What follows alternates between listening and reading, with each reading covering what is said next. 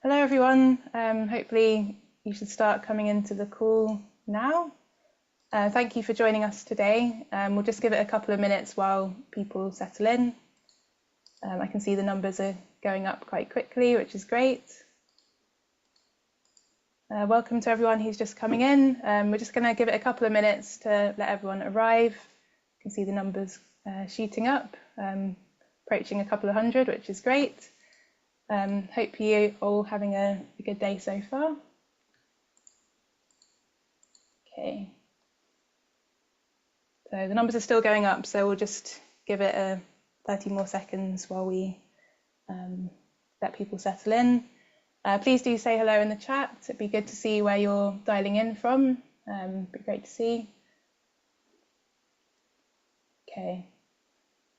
Are we starting to stabilize? No, it's still going up. Okay, we'll keep going. We've got quite a big audience that we're expecting today, so we'll just let everyone arrive. Okay. Just gone past a couple of hundred. I can see people saying hello in the chat. Hi everyone. So we've got someone in York, South Hams in West Devon, Suffolk, North Yorkshire. Hi everyone. A chilly East Devon. It's very chilly and grey and drizzly day here today as well. So hope someone's got some sunshine. Must be out there somewhere. Okay, let's make a start. We've got a lot to get through today. So welcome to today's Lunch and Learn workshop on sooty bark disease. I'm Jess Allen. I'm Science and Research Projects Manager here at the Tree Council. For those who don't know us, we're a national charity that brings everyone together for the love of trees. And we're on a mission to inform, inspire and empower people to grow, plant and look after trees. And as part of that, we support and deliver research that leads to a practical benefit. And so you might have seen some of our previous work on ash dieback, oak processionary moss, tree strategies and more, which we often do in partnership with Forest Research. And so we're delighted to be hosting this session today alongside our partners at Forest Research, who I'll introduce shortly. As you know, today's topic is sooty bark disease, which is a disease that affects sycamore and other species and sadly is present here in the UK.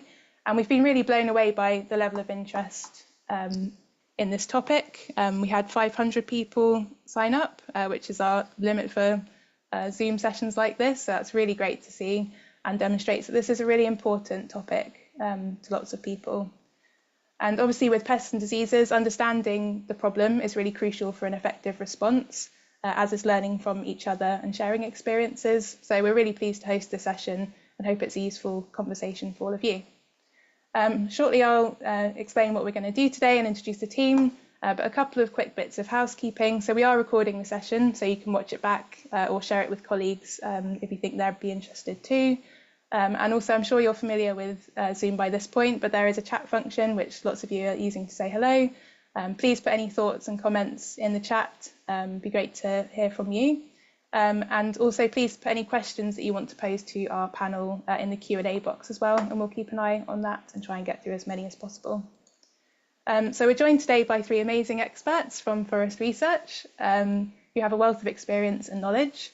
So firstly, we'll have a presentation from Jen Clements, who will explain the research that we've been doing on sooty bark disease.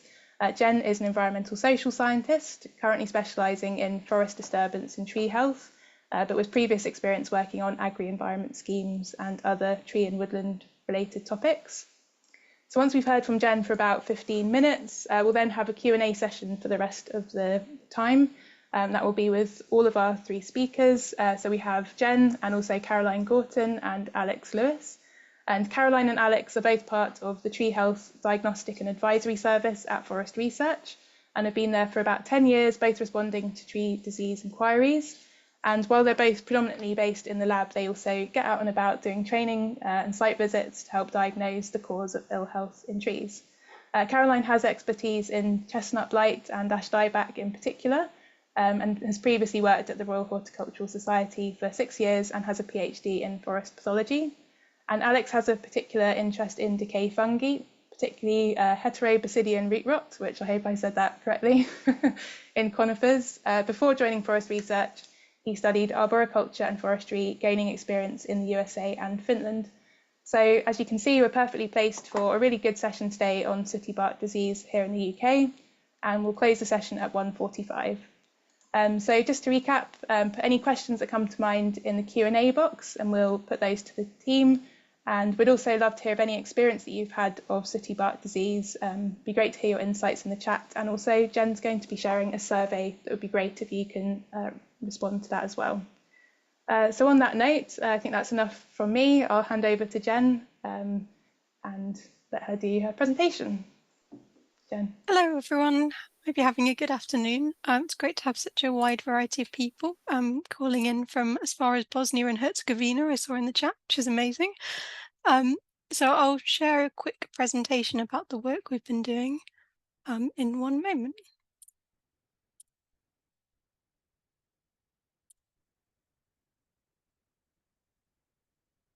Right, so hopefully you can see my slides. Yeah, looks good. Brilliant, thank you very much. So I'm joining you from York today, where I'm based, and we've got a few of our team here, as Jess has just stated. But we've also got partners from the rest of Tree Council, but also from the International Plant Sentinel Network. Could everybody make sure that they're muted? Thank you, there's a bit of rustling going on. And feel free, as Jess stated, to put questions in the Q&A box, and we'll have plenty of time for discussion after I've finished giving you an overview of the work that we've been doing. So we've just, we're nearing completion, a one-year project funded by DEFRA's Future Proofing Plant Health Programme, where we've been reviewing the current scientific understanding of sooty bark disease, as well as seeking out kind of expert insights from predominantly from Europe, but also from North America, especially areas of the US where the climate is quite similar to the UK. And another aim of the project is to raise awareness of the disease, and hopefully in the longer term increase reporting among tree practitioners, which I'll get back to later. And finally, we're hoping to begin to form a network of contacts and to identify priorities for future research on sooty bark disease. And that's where that short survey that Jess mentioned comes into play. So the work that we've been doing has included a literature review, those expert interviews I mentioned, and the outputs will include, as well as this webinar itself, we're going to publish an evidence summary and a sampling protocol, more on the sampling side of things later. So a bit of background about the disease. Sooty bark disease is caused by the fungus Cryptostroma corticale, and it originates in North America and has been in the UK since the 1940s. So Cryptostroma corticale can exist as an endophyte, so in its non-pathogenic form, and in that form it's been found on quite a wide range of species. But as a pathogen, so as sooty bark disease itself, its hosts include predominantly the Acer species, so maples, and in the UK and Europe, particularly sycamore is badly affected. It's also been found as sooty bark disease on a few lime and birch species, and also on European horse chestnut, including in the UK. So Cryptostroma corticale is triggered to become pathogenic, and our best understanding at the moment is that heat is a pretty critical factor in that. So its optimal growing temperature is around 25 degrees Celsius, and there's been a clear rise in cases as summer temperatures have increased. It also spreads itself quite prolifically. It can produce up to 1 million spores per centimetre squared, and they've been found dispersal has been found to be as high as over 300 kilometres.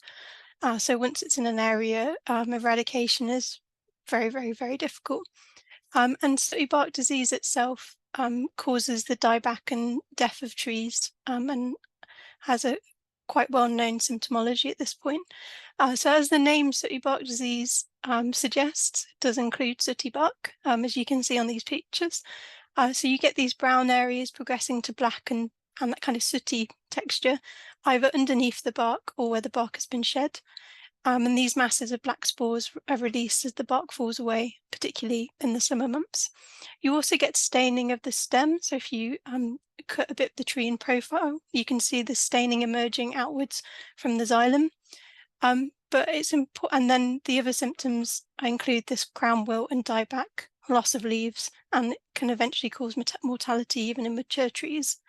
Another important thing to note is that there are other fungi that produce dark spores or staining, kind of look-alike species, if you like. And so confident confirmation of sooty bark disease should require laboratory testing. One look-alike species is Eutypa mora or Eutypa achari, apologies for my Latin pronunciation, which can also cause black stroma on the surface and wood staining on mature sycamore. As a fun type, Eutypa mora has no name in English. Sorry, my slides keep changing. But in German, and again, excuse my pronunciation, it's called Giraffenhausholz or giraffe neckwood, due to the pattern of kind of almost hexagonal black stains shapes on the debarked wood. Thanks to Botany in Scotland blog for that fun fact. But back to sooty bark disease. So what you're seeing here is recent data from the Tree Health Diagnostic and Advisory Service, which is where Alex and Caroline work. And you can see on the left numbers of reports of sooty bark disease in recent years. Those numbers are obviously quite low, reaching highs of 11 reports in a year, which is not very high at all. But what this data does really show is that there are clear proportional increases in a couple of years. And I've highlighted those in yellow, so you can see that 1977 is one such year, and as is 2023. Those of you who remember that drought in the 1970s, and probably more of you remember the 2022 drought, it looks like cases and reports of cases shoot up in years following droughts, which is confirmed by the wider literature as well, and anecdotal evidence. I was looking back to that point about confusion species or lookalikes. There might be a lot of underreporting due to confidence and identification as well. In terms of the kind of geographic distribution across the UK, we know that the range is further spread than that map suggests. So, for example, we know that there are incidences of sooty bark disease in the southwest. It's just that we haven't had any formal reports of those. And I'll return to how to submit reports like that and samples later in the presentation. I've got a little case study here with kind thanks to Norfolk County Council, particularly Paul Kaufman Ward, for providing and analysing this data and sharing it with us. So in response to ash dieback, oh sorry, my slides are doing it again. In response to ash dieback, Norfolk County Council's environment team set the Tree Safety and Resilience Project. So this was quite an innovative project that used geospatial data to target and prioritise sections of the council's highway network to effectively survey. So they used drive-by summer surveys with cameras. And data was gathered for each dangerous roadside tree identified to report the danger to the owner and the tree worker. And that included a description of what they thought the cause of the danger was. So that's what you can see on this chart here. It's the number of trees, roadside trees, surveyed and identified as dangerous by year from 2021, which was when they started doing this work, and then stratified by the causal agent at play. So you can see that, as you'd expect, ash dieback and Dutch elm are covering quite a high proportion of those. But the interesting bit for our purposes here today is that in 2021, they had no dangerous trees infected with sooty bark disease that they knew of. And then following the 2022 drought, they went from 0 dangerous trees to around 406 within a couple of years, which maps onto our understanding of how the disease is linked to temperature.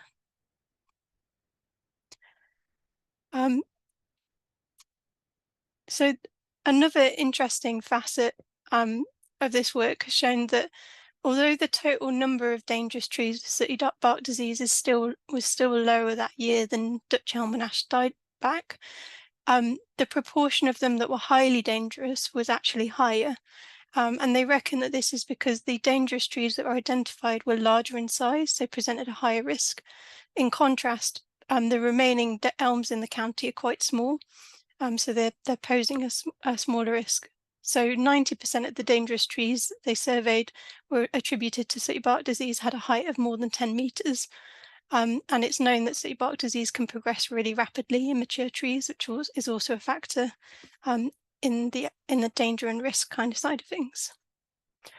So I mentioned a bit about the role of temperature, which is been long known to be the case with sooty bark disease, in terms of how the causal fungus gets triggered to become pathogenic and cause the disease.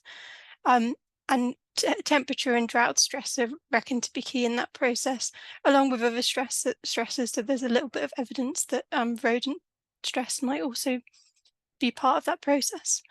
And furthermore, I've stated previously that spore production is highest in the summer. So you can imagine that with warming climates, the incidence and impact of sooty bark disease is likely to increase as the years go by.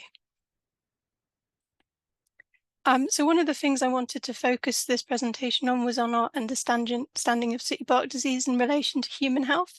That's why the title is about protecting people and trees. So the spores of Cryptostroma corticale can cause hyperallergenic and can cause hypersensitivity pneumonia. So the symptoms of this are dry cough, fever, asthma-like symptoms, flu-like symptoms, and eventually leading on to pneumonia, and even more serious than that if left untreated and if exposure continues. So because this is an allergenic process, most people recover once they stop being exposed to the triggering spores. And so it's important to recognise in a timely manner what the triggering factor is and take individuals away from that, stop individuals working from infected trees or materials. It's important to say that the people most at risk are people with repeated occupational contact, and even then it is still fairly uncommon. And because it's linked to kind of depth of exposure, those who are only occasionally or limited, who only have occasional or limited exposure, it's considered to be very low risk. So it's essentially an occupational health issue, so there shouldn't be a cause for mass panic or preemptive felling of trees that haven't been surveyed as being dangerous for other reasons, such as limb dropping, for example. Having said that, it's still really important to take sensible occupational health precautions. So as you can imagine, the most important thing is reducing exposure. So where possible, work should be done by machine. So mechanized felling and processing where possible. It's best to conduct work in humid and damp conditions. So winter and spring is a good time to do that work. Rotating workers around jobs can also have a mitigating effect. Where you have to do manual work, PPE is really important, especially a filtering face piece. So for example, FFP2 or FFP3. Another factor to consider is even if you've got all of that personal protective equipment, if you then go and sit in an enclosed space potentially with other colleagues not wearing that equipment, that's also a risk. So you should make sure you wash off before potentially bringing those spores into enclosed spaces such as vehicle cabins or break rooms. And it could be a useful mitigation to cordon off infected trees in public areas and remove them as a precaution. I think the other important thing to discuss here is that due to the economic impact of the disease, there might be a temptation to offset losses by repurposing the wood as firewood. However, the fungus can persist in arisings, such as stacked wood and sawn planks, and even that wood that appears symptom-free might still contain the fungus and thus produce spores. There's a small bit of evidence that debarking logs may eliminate the fungal infestation, but I wouldn't say that was a strong evidence base to be basing activities off of at this point. So having said that, you shouldn't be chipping infected wood or using it as firewood. It should be either buried, or it may be in areas of low traffic left on site, or if it needs to be transported, make sure it's securely covered and then transported for professional incineration. So I mentioned earlier that it would really help our understanding of the disease in the UK if we had more formal reporting. So if you suspect sooty bark disease, please report it to Tree Alert. You'll need a couple of high quality photos, but these can be taken on a normal mobile phone camera these days. And in addition to this, you can send in a sample. So previously that would have required sending in a sample of bark, which is not the best in terms of your personal exposure to spores or to the exposure of those working in the labs. But my colleagues Alex and Caroline have worked on a new sampling method that's swab-based, which should be a lot safer. If you report it to Tree Alert, you will be advised on how to send in a swab. and get a concrete confirmation that it is sooty bark disease that's at play on your site. And we'll be publishing the sampling protocol pretty soon. It's just going through some final design and checks at the moment, but hopefully by the end of this financial year. And this greater reporting will help us to better understand where the disease is present, to what extent, and what other factors may be at play. So there's some speculation at the moment, for example, about the role of soil type, but with the evidence that we have, it's just not possible to confirm anything like that. So finally, before we move to the Q&A, there's still quite a lot of unknowns related to sooty bark disease in the UK and how best to manage and develop resilience. The last kind of proper government guidance on it was published in 1978, so we're well due an update. And that's one of the things that this project is starting to do. But to kind of better understand what information and guidance you need to help with your work and your safety, we'd ask that if you could help us with that by completing this 5-minute survey. I promise it is exactly 5 minutes or less. There's only 7 questions. And that can inform our work going forward. And once again, thank you very much to Norfolk County Council for giving us early sight of that data. That's been a great help for us in this work, and thank you for your time. Great, thank you so much, Jen. That was really clear and lots of information that's really useful for the audience. Lots of nice applause emojis coming up, so that's really nice. So on that note, I'd like to welcome Alex and Caroline to come back onto the screen, if you're happy to. I thought maybe the first thing we could ask is whether Alex or Caroline, you want to add anything on the sampling protocol, how valuable that's going to be, anything particularly exciting to note about that? As kind of person kind of starting this, it was kind of out of necessity because with the health implications, it's quite challenging working with it in the lab. So we were trying to think of safety for collecting samples, but also working in the lab. So what we've actually done is we've tried it out with a number of inquiries, which has allowed us to sort of get some good results in terms of detecting this through morphological means, but also using it to isolate. And you saw a picture of the culture there, and then also doing the DNA. We've also kind of discussed this with colleagues in Europe as well. So in Austria, there are colleagues working specifically on sooty bark disease, and they wear a lot of PPE, so they were quite interested in this method. So that was last year, so hopefully we'll find out a bit more about it. But it's quite a nice, simple way, and if people have been sampling for acute oat decline, it's a very simple way, and it follows that kind of method, and it just protects everyone. So it's a nice, simple solution, and I hope people want to give it a go, because we're more than happy to sort of let people have at it, really. Great, that sounds good. And yeah, I hope, given what Jen said about the under-reporting, hopefully better knowledge of sort of the prevalence of the disease will really help as well, help inform everybody. Can I just add to that as well? We're really keen to actually be able to get samples in the lab to confirm the distribution so that we know that it's sooty bark disease rather than some of the lookalike fungi. And what we'd suggest is if people see trees that they think might be affected by sooty bark disease, when they make a tree alert report, we'll then get in contact and send out the swabs, which they'll be able to use to sample the actual black patches on the trunks. And it's important, if possible, to do it on a damp day so that there are less spores in the air when you're approaching the tree. So please use Tree Alert. Yes, please use Tree Alert. It's a great opportunity to contribute to our knowledge of pests and diseases. So a great one to check out if you haven't seen it before. So we've got a question in the chat about whether sooty bark disease is currently in Scotland, and with the mapping of the disease across the UK, when is it expected to arrive further north? Is that something that we can comment on, or is that something that we currently don't yet know? From what we can see from our records, we just don't know. I mean, we have had reports in North England which kind of don't match with kind of the publicised kind of places, but it's really hard to know, and especially as it has an endophytic sort of stage as well, it might actually be there already and we just don't know. So we're just currently focusing on symptomatic trees, but yeah, it'll be good to know if we can identify it as an endophyte as well further north. So as far as we're aware, we don't know, but that's not to say it is or isn't. It's just we just haven't got any reports. So any reports that's got will be good. Great, thanks, Alex. And then another question, is there any guidance on cordoning areas for public safety? For example, setting out a measured exclusion zone. Jen, is that something you want to respond to?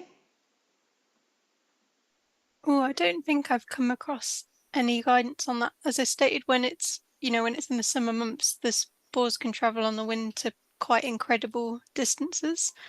So you can't realistically have an exclusion zone that reaches that anywhere. So I guess it's more to stop people getting physically close to the bark of the tree and kind of touching it or sticking their face right up against it. So, this is not official guidance, but a zone of a few meters would probably be sensible. Okay. Unless Caroline or Alex want to weigh in on that one. But it's good to know that's an area of interest, so we can look into that. Yeah, we could have a look further, couldn't we, and see if we can find something useful on that. And so someone asks, is it possible to have the swabs issued so that if they come across a tree sort of displaying symptoms, they can sort of take a sample without returning, having to go back? Or is it more sort of easier for them to put the report into Tree Alert first? Go on, Caroline, I'll let you answer this one. I was just going to say, for us, it is easier through Tree Alert, but if you know that you're working with sycamore trees that you believe have got sooty bark, just drop us a line. You can always do that through Tree Alert as well, and then we can post out some swabs for you, which you can keep and then return. I'm not sure whether there would be any sort of facility when it comes to tree wardens to share swabs, but perhaps that's something we can discuss with the Tree Council. So yeah, that'd be good to have a chat, see if we can do something together. Great, thank you. There's a couple of asks about the looky-like diseases. I don't know if you could recap those. Is that something that you covered, Jen? So the 1978 guidance mentioned Eutypra achari, which is the one I mentioned that has that. I can put the Latin name in the chat. That has that kind of dark staining as well, and is also found on sycamore, hence the particular risk of a lookalike. Alex or Caroline, any of us you're particularly aware of? Oh, I thought this was going to crop up. I can't really pronounce it, so apologise for my pronunciation. Biscogniauxia. Yes, I got it right.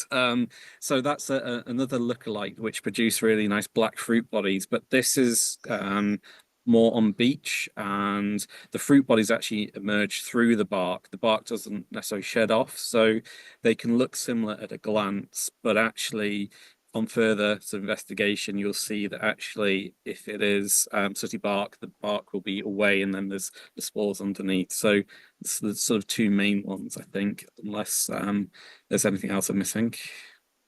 I mean, there are quite a lot of fungi which produce black either fruiting bodies or coatings on the wood or the bark, but there are some things that make Cryptostroma corticale quite unique once you've got your iron, and that is that black layer will be beneath the bark, and actually it shouldn't have any little fruiting bodies embedded in it because it is effectively just a carpet of spores that are produced on a stroma.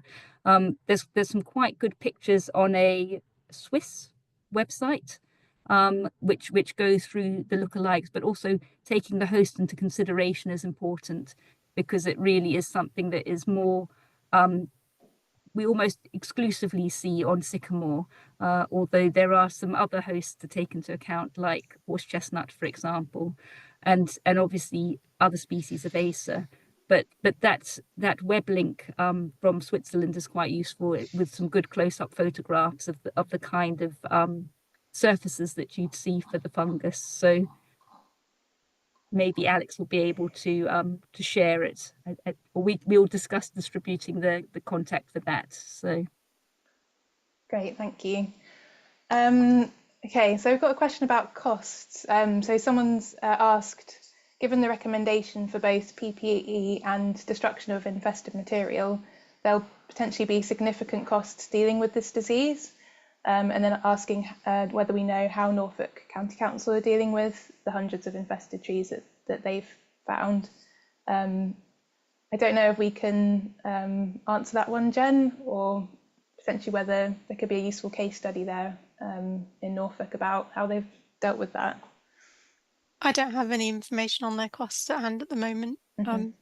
Yeah, I agree definitely that there'd be costs in a significant rise in fellings that weren't expected or planned for. Yeah, maybe that's something that we could come back on and get back to people with some further information. Someone saying there was quite a bit of dieback on sycamores last autumn, some suggestions of sooty bark disease, some suggestions of squirrel damage. Would there need to be swab tests to confirm that, or is there sort of an alternative approach? Well, as for squirrel damage, last year really seems to have been exceptional. We had a very high level of inquiries concerning squirrel damage, particularly on sycamore. So obviously squirrel damage is usually easily identifiable because you've got the bark that's actually been eaten off. So there won't be a black layer initially beneath that, because you'll just have the fresh wood, and you can see the gnaw marks, and there'll be callus tissue that develops at the edge of it. So that was definitely an issue with a lot of dieback in sycamore last year. And also with squirrel damage, you tend to see it on individual branches, whereas I would say with sooty bark disease, you'll see an overall decline in the crown, because it's something that's affecting the entire girth of the tree rather than just individual branches higher up. So it should be possible to distinguish between the two of them, but the possible link between squirrels and sooty bark disease is something that we're not absolutely clear about yet. So that will be interesting to follow. We'll see how busy the squirrels are this year compared to last year. Yeah, there certainly seems to be a lot of visible damage around where I live. So yeah, it'd be interesting to see. There's a question around soil type and whether there's more evidence required on that. But is there any sort of early thoughts on the influence of soil type and how likely sooty bark disease is to be present? I guess there are so many other factors as well, potentially. So like climatic conditions. I think I've not seen anything published on it, and I think at the moment, because it's quite anecdotal, and there's obviously a link between soil type and the climatic and environmental side of things in terms of water stress, I don't know that we've got any sense of there being a clear causal factor in and of itself separated from that at the moment. And yeah, no actual, robust peer-reviewed evidence that I've come across. Okay. And there's also a question about the prevalence at the southern European extent of sycamore's range. Are there any learnings that can be taken from around the Med about management? I can say quickly that it's sooty bark disease has been found as far south as, Czechia, Italy, so getting into the Mediterranean range, but maybe Alex would be better placed to answer that one. I would say the same as you, Jen. I don't know much more outside of that, but I think it's something that is spreading. And I know there's been a spate of new findings in different countries. So I think it's becoming more prevalent now, and people becoming aware of it in different countries. So we might see a lot more countries with it over the next few years. Okay, so one to watch. And there's a couple of questions. Oh, yeah, go ahead, Caroline. Sorry, I was just going to say, in some regards, we're actually quite interested in what's going on in North America, because that's where we believe sooty bark disease originated from, and where it traditionally hasn't been considered to be a problem. But interestingly, in recent years, it does seem to be associated with the death of larger groups of ACEs. So I think there's potentially quite a lot of learnings to be taken from what's developing on the sort of Pacific Northwest coast in the States. And also we're very interested in what we can learn more about host range, because traditionally it's considered to be very much an issue with ACEs. but we know now that actually there are quite a few other unrelated hosts which we'd like to make more records of. So I'll just add that. Yeah, and you've got good connections with international sort of researchers doing work in this area, don't you? So hopefully we'll be sort of clued in on what's going on in other countries. Absolutely, I think it's really keen. It's really key that we do exchange information with international partners, and luckily we are part of a European mycological group, and they've been very helpful in terms of sharing information in for example, Austria. So yes, partnership is really important. Great, thank you. There are a couple of questions about the impact on trees and on the wood. So is there any data for its effect on wood from a structural perspective? For example, compared to normal standing dead stems? I don't know if any of you would like to answer that one. I've heard anecdotally that it can be quite brittle from a more of a health and safety point of view, but I haven't seen any published material on that. Okay. And there's also a question about whether it can be whether wood can be debarked on site. Can it be safely transported and used as firewood or for fencing? Again, Jen, I don't know if there's any comment on that one. I think there's a little bit of a contradiction on the evidence on that one, and it's all quite weak and sparse at the moment. So there's been some accounts of spores persisting in debarked sawn logs for up to about 6 months. And then other evidence that states if you debark it, it should be fairly clear of infestation. So I think our advice at the moment is probably not, and in any case, if you debark firewood, it loses quite a lot of its value anyway. So I think in an attitude of caution, I wouldn't advise repurposing it as firewood at the moment. Okay, thank you. That's good advice. And then on a similar theme, is there any data on sort of the typical failure mode? For example, do they typically die standing or collapse, as ash trees do occasionally when infected by ash dieback due to secondary infections? Is that something that Caroline or Alex, you know? I think if I start off from our observations, the acers are normally reported in a standing dead. And my suspicion would be that it's actually the nature of the wood structure that makes them brittle as they dry out, a little bit like ash. I'm not aware of Cryptostroma being an active decayer, although Alex is welcome to add to this. I think what is most likely to happen is that the wood just dries out and it becomes more brittle and therefore more liable to fracture. So, but on the whole, we get trees reported into us as trees which have been observed to die in woodlands, and then they're reported in whilst they're still standing. Yeah, I can't really add much more than that. Just that the cases that we tend to get are sort of these standing, dying, or dead trees. It's I don't know who else has been looking into sort of decay or sort of failures associated with it. It's worth sort of maybe having a look further, maybe sort of seeing if there is anything out there. The Austrians are very into that sort of thing at the minute, so it might be that they've got sort of some interesting information down the line because they're still actively looking into sort of their overall situation with sooty bark. So it may be something in the future that we're going to find out about. Okay, that sounds good. I know, Jen, that you've done quite a thorough literature review, trawling through what's out there as part of this project. So there's an evidence summary coming out, isn't there? So yeah, further information to come. I will say it's also a summary of what we don't know, which is quite significant. Yeah, it's always good to identify the gaps in knowledge, isn't it? And then hopefully we can target those in future research. One question that I had was whether there's opportunities to use sort of more novel monitoring techniques like aerobiology. I understand that they do that on the continent a bit to try and detect the spores. Is that something that we could potentially use here in the UK? Who's going to go for it, Alex? Yeah, I'll go for it. So at the minute, we're doing spore trapping for other things. It's certainly something that could be sort of implemented. We just need to sort of look at sort of the best way of sort of doing it. But in Europe, they use Burkhardt traps, and they actually use the mountain traps in different locations in urban environments as well. So we would have to have a look and see. But there are sort of opportunities maybe to sort of look at expanding monitoring to these novel methods. Okay, that sounds good. Thank you.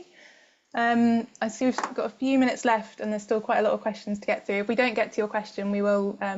I'll make a list and see if we can get back to people on anything we haven't covered.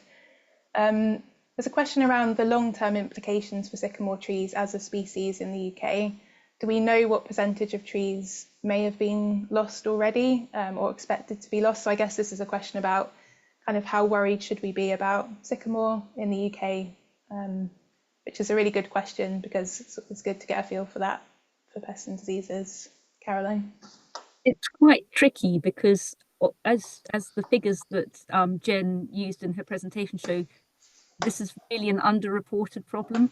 So actually we don't have a lot of base data that we can be confident in at this stage, and that's one of the reasons that we're so keen to encourage people to report it in and for us to be able to verify those reports.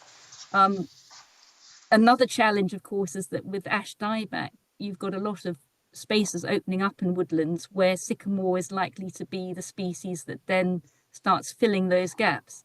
And so sycamore, whether you love it or loathe it, is likely to be quite an important component of our deciduous woodlands going forward. So I think we are right to be concerned about what the implications might be. And at this stage, we don't know whether there is a range of tolerance, for example, in sycamore, in the sycamore population. And we don't fully understand exactly how trees become infected by the fungus in the first place. So there's an awful lot of fundamental research that needs to take place before we can actually start extrapolating that to give forecasts about the impact it might have on sycamore in our landscape longer term. So okay, so more knowledge needed, more reporting. Alex or Jen, would you like to add any comments as well? I'll shout out that Forest Research have been doing some tree outside woodland mapping, which is beginning to get down at species identification level, which should help us better understand that big picture of, what percentage of the UK's trees outside, or England's trees outside woodlands, are sycamore, which will be one of the pieces of that puzzle that Caroline's just introduced in terms of assessing potential impact, along with filling the many knowledge gaps about sooty bark disease in and of itself. Great, thank you, Jen. And probably got time for one more question before we wrap up. Have any trees been found to recover? And I guess that's quite a difficult question to answer because you're probably only likely to be getting reports of trees that are fairly sort of far gone in the process and symptoms are being shown. But any sort of thoughts on whether trees could recover potentially from this? I guess the question is this endophytic stage of the fungus. It can persist in trees for years. It's the girdling potential, and that causes the tree to sort of decline.